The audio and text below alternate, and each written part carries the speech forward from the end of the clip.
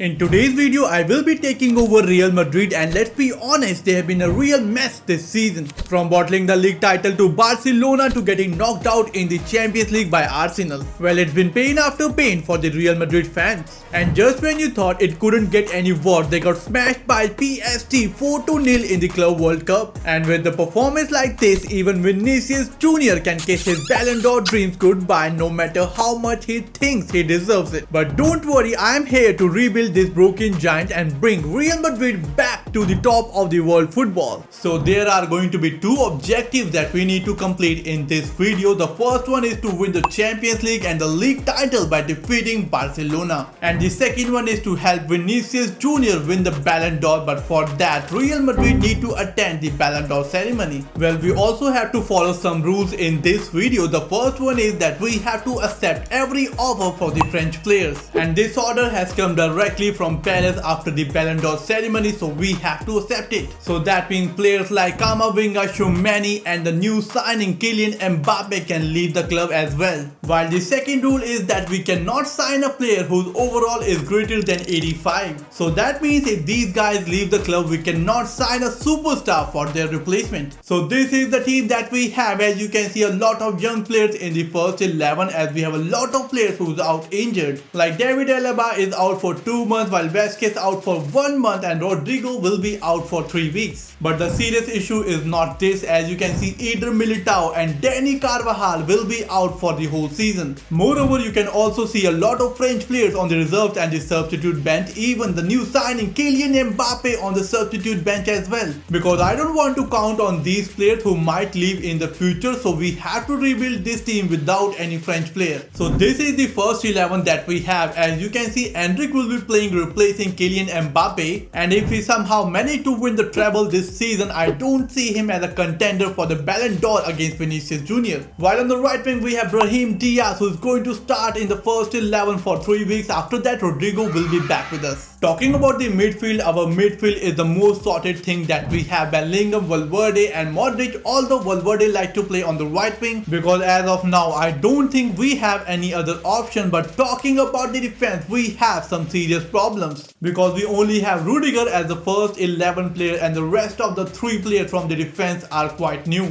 Because if you see, Jacob is only 19 years of age, his overall is 65, and definitely he's not going to be the first 11 if we want to win the treble. Well, I know David Alaba will be back with us after 2 months, but what about Eder Militao, who is out injured for the whole season? So we definitely need to sign a centre back for this team. And if you are following the news, you know who we are going to sign. It is Laporte, who is currently playing at Al Nassr. Well, as of now, he is the #1 target for Real Madrid following the injury of David Alaba and Eder Militao, who did won the treble with Manchester City, and we cannot doubt his defending capability. At the age of 30, his defending is 84 while physical is 76. He comes up with 3 strong play styles. His market value is 30 million, and I think we can have this deal under 35 million. Plus moreover, his overall is below 85, so we are good to go to sign him. So straight away I'm going to start the offer with 35 million. Let's see how they respond, and here you go, the deal is done. With the installment of Laporte, the next position that we are going to strengthen is going to be fullback, because as of today we only have Garcia and Jesus for this role. In the absence of Carvajal and Vasquez, I think I can count on Garcia, but for Jesus I don't think so. For the fullback role, we have signed Alphonso Davies from Bayern Munich, and the deal has just cost us 40 million, as his contract was set to expire in 12 months, so we didn't face any problem signing him. Well, right after the installment of Alphonso Davies, we have received the offer for Ferland Mendy, and it is from Juventus, who are willing to offer 32.5 million for him, as his contract is set to expire in 11 months and we cannot renew it as instructed by Perez. So we have to accept this offer. While the second one is for Camavinga, and it is from Tottenham Hotspur. They are willing to offer 94.2 million for him, and again we have to accept this offer. Well, for Tchouaméni, the offer came team from the league rivals Atletico de Madrid and they are willing to offer nearly 87 million for him. Well, accepting this offer is like giving the edge to Atletico Madrid in the league. But right after that another offer came and it is from Aston Villa, and as you can see they are willing to offer nearly 100 million. Plus it's a Premier League club. If he decided to join them, we won't face any problem in the league. And now we have to wait and see which club he decides to join, Atletico Madrid or Aston Villa. But in the end he decided to join Atletico de Madrid, and let's see how they are going to perform against us in the league. So with the transfer window has come to an end, we haven't received a single offer for Kylian Mbappe, which is quite strange. So he will be sitting on the reserve bench with the likes of Eder Militao and Dani Carvajal.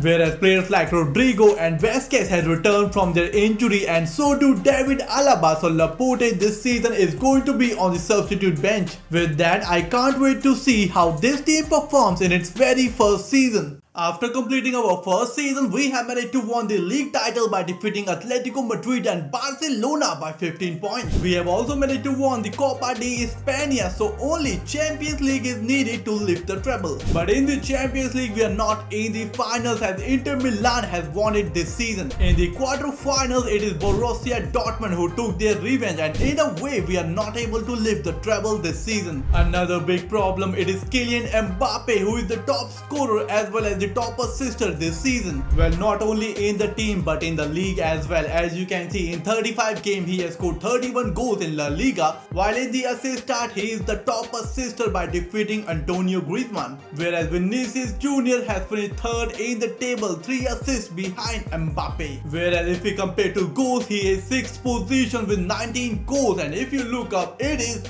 12 goals behind Kylian Mbappe and Lewandowski. Although he is the second best player in the team, but to be honest, he don't stand a chance to win the Ballon d'Or against Kylian Mbappe. And definitely in order to help him win the Ballon d'Or, we need to make some big changes in the team. So season 2 is here and this is our team, and as you can see, some of the players have returned from their injury. As you can see, Dani Carvajal has returned and now is going to play in the first 11 on the right back position. Whereas Eder Militao will be in the substitute bench because I'm still going to prefer Alaba on the first 11, joined by Rudiger, who's now 88. But the main thing that we have to do in this season is to release Kylian Mbappe, because as long as he's in the team, he will snatch the top scorer and the top assister title from Vinicius Jr. And in order to help him win the Ballon d'Or this season, we have to release Kylian Mbappe from Real Madrid. And in order to release him, we have to pay a massive overall of 38 million. So with him gone, we have to sign a new striker for the team, because we also have to complete the objective to lift the treble, which I don't think we can win with the help of Endrick. The first one is Darwin Nunez, whose overall comes under 85. That means we can sign him. Well, the second advantage is that he don't score so many goals because he misses more than scoring goals, which is in fact is an advantage for Vinicius Jr., who can easily outscore him in the scoring charts. While the second option is Alvaro Morata, who used to play for Real Madrid back in 2016, but I don't think he will keen to join his former club, because recently after scoring in the Champions League against Real Madrid, he not only scored the goal but also celebrated in the Bernabeu by silencing the Real Madrid fans. So we have to go for Darwin Nunez, whose market value is 50.5 million and their asking price is 73 million. So I think we can have this deal under 65 million. So I'm going to start the offer with 62 million. Let's see how they respond. And they want approximately 40 million plus Arda Güler, which is definitely not going to happen. So I'm going to counter it with 65 million. Let's see how they respond. They want 67 million and I think we are going to accept it, and here you go, the deal is done. So with Darwin Nunez in the team, I think this team is ready to compete for the treble this season. But in order to win the Ballon d'Or plus winning the treble with the team, Vinicius Jr. needs to step up for the team, because we have released Kylian Mbappe, the man who contributed to more than 60 goals last season, will be absent in this season. So somebody has to step up and fill in his shoes, and that has to be Vinicius Jr. if we want to win the Ballon d'Or. And now moving on to the month of November, as expected, it is Kylian Mbappe who has won the 2025 Ballon d'Or, and as of now he is playing for Chelsea in the Premier League. If they fail to win the Champions League as well as the Premier League, and moreover we somehow manage to lift the treble, then Vinicius Jr. will have the upper hand to win the Ballon d'Or next season. So with yet another season finished, we have managed to win the league title title once again. And now let's see how we have done in the Copa de España. We have won it by defeating Sevilla 5-1. That means once again the treble is on. And now let's see how we have done in the Champions League. We have won it as well by defeating Manchester City 4-0. And now let's see how Vinicius Jr. has done in this season in the absence of Kylian Mbappe. Has he done enough to win the Ballon d'Or or not? Well, in fact, he is the top scorer for the club this season, but Rodrigo is not that far behind, only 2 goals less than Vinicius Jr. Moreover, Rodrigo is the top assister with 18 assists in 63 games, while Vinicius Jr. with 15 assists. So Rodrigo in fact is a big competitor for Vinicius Jr. in the Ballon d'Or race. But before moving to November, let's see how Chelsea and Kylian Mbappe has done this season, because we cannot ignore him for the Ballon d'Or race. In fact, he is the previous Ballon d'Or winner. Well, this season Chelsea have won the Premier League by defeating Arsenal, whereas they have also managed to win the Europa League as well, in which Kylian Mbappe is the top scorer as he has scored 10 goals in the competition and his overall has increased up to 96. So definitely he's going to be a contender for the Ballon d'Or. So we are in the month of November and let's see if we are in the Ballon d'Or ceremony or not. Yes, we are. And in the end it is Rodrigo who has managed to win it by defeating Vinicius Jr. and Kylian Mbappe. Well, in fact, last season he was announced the player of the season, also managed to win the Golden Boot in the league. But with that, we have failed to complete our second objective, that is to win the Ballon d'Or with Vinicius Jr. So that's it for today, guys. If you enjoyed the video, make sure to smash the like button and subscribe to the channel. I will see you soon in the next video. Until then, you can watch the videos that are showing on your screen.